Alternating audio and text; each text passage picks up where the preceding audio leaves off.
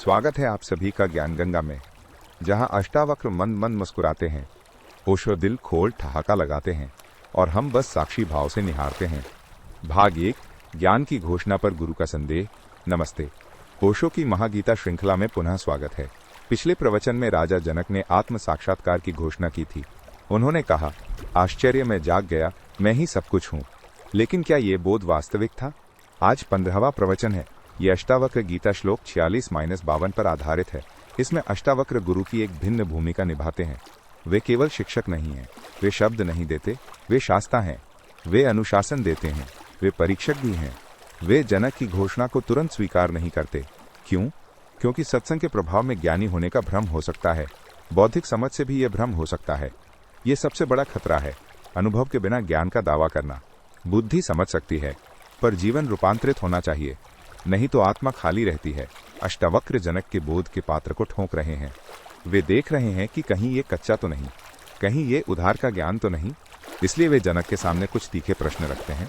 ये प्रश्न कसौटी जैसे हैं। आइए इन प्रश्नों को समझें। भाग 2, आत्मज्ञान की सच्ची कसौटियां। अष्टावक्र पहला प्रश्न उठाते हैं। श्लोक 46। हे आत्मज्ञानी जनक, तुम धीर हो।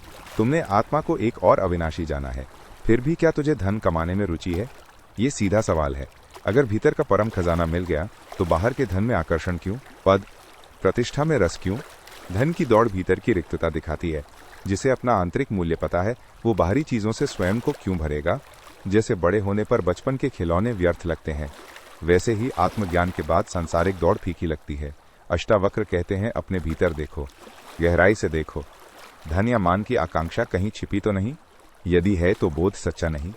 दूसरा प्रश्न भ्रम और राग पर है। श्लोक 47। आश्चर्य। सीपी का अज्ञान होता है तो उसमें चांदी का भ्रम होता है, उससे लोभ जगता है। वैसे ही आत्मा का अज्ञान होता है तो विषयों का भ्रम होता है, उसमें राग या प्रीति पैदा होती है। रस्सी में सांप देखकर भय होता है, सीपी में चांदी देखकर लोभ होता है। ये भ्रम अज्ञान से उपजते हैं। वैसे ही हम स्वयं को नहीं जानते, इसलिए बाहरी विषयों में सुख खोजते हैं, उनसे चिपक जाते हैं। ये आसक्ति अज्ञान की संतान है। जनक देखो, कहीं विषयों का पुराना राग अब भी सक्रिय तो नहीं? सच्चे आत्मज्ञान के साथ राग कैसे टिक सकता है? तीसरा प्रश्न दीनता पर चोट करता है। श्लोक 48। ये आत्मा सागर जैसी है, ये संसार उसमें तरंगों जैसा उठता गिरता है। वही मैं हूँ, ऐसा तुमने जाना है, फिर भी तू दीनहीन भिखारी की तरह क्यों दौड़ रहा है? वासना ही असली दीनता है, वो हमें भिखारी बनाती है। वो कहती है, माइनस मुझे और चाहिए। जो जान गया कि वो अनंत सागर है, वो बूंदों के पीछे क्यों भागेगा? वो क्या मांगेगा? जनक, क्या तेरे भीतर कुछ और पाने की दौड़ शेष है? अगर हाँ तो तुम्हारी घोषणा खोखली है। चौथा प्रश्न सुनने और अनुभव करने के भेद पर है। श्लोक 49। आत्मा अत्यंत सुंदर है, शुद्ध चैतन्य है, ऐसा तुमने सुना है। फिर भी कोई इंद्रिय विषय में कैसे आसक्त होता है? विशेषकर काम सुख में, और मलिनता पाता है। केवल सुनने से ज्ञान नहीं होता, याद करने से भी नहीं। ज्ञान अनुभव से आता है। यदि केवल सुना है कि आत्मा पवित्र है तो क्या? भीतर तो इंद्रियों की वासना है, कीचड़ भरी है, तो वो ज्ञान कैसा? ये आत्म प्रवंचना है। कहीं सुंदर बातें सुनकर अहंकार तो नहीं सद रहा? जीवन की कसौटी आचरण है। पांचवा प्रश्न मुनियों की छिपी ममता पर है। श्लोक 50।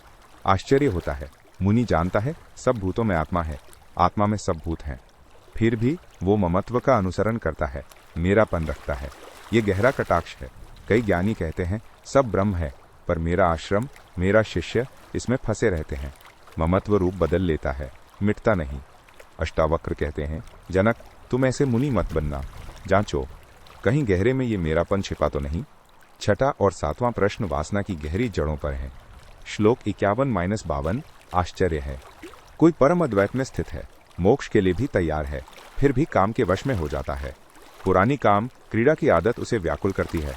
इसे केली शिक्षा कहा है। और इससे भी बड़ा आश्चर्य, व्यक्ति काम को ज्ञान का शत्रु जानता है। वो अत्यंत दुर्बल है, मृत्यु के निकट पहुंच चुका है, फिर भी काम भोग की इच्छा करता है। ज्ञान की बातें करने वाले भी गिर जाते हैं, मोक्ष का दावा करने वाले भी। पुरानी आदतें हमला करती हैं, खासकर काम वासना का गहरा अभ्यास। ये वासना मरते दम तक पीछा कर सकती है। अष्टावक्र मानो कह रहे हों, जनक तुम्हारा चेतन मन जागा होगा, पर अचेतन का क्या? वासना के गहरे बीज दग्ध हुए या नहीं? क्योंकि बीज रहेंगे तो फिर अंकुरित होंगे।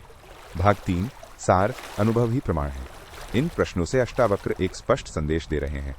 आत्मज्ञान बौद्धिक सहमति नहीं है, ये जीवन का आमूल रूपांतरण है। ये कब सच्चा है? जब धन की दौड़ मिट जाए, जब विषयों का राग छूट जाए, जब भीतर की दीनता समाप्त हो जाए, जब इंद्रियों की आसक्ति भस्म हो जाए, जब ममत्व विलीन हो जाए और जब वासना जैसी गहरी आदतें जड़ से मिट जाए। अष्टावक्र कठोर लगते हैं, पर उनकी कठोरता गहन करुणा है। वे जनक को किसी भ्रम में नहीं छोड़ना चाहते। वे बोध को हर कसौटी पर खरा उतारना चाहते हैं। जैसे सोना आग में तपकर कुंदन बनता है, मुक्ति अधूरी या भ्रामक ना हो, अचेतन में छिपे बीजों को भस्म करना अनिवार्य है, तभी जागरण पूर्ण होता है।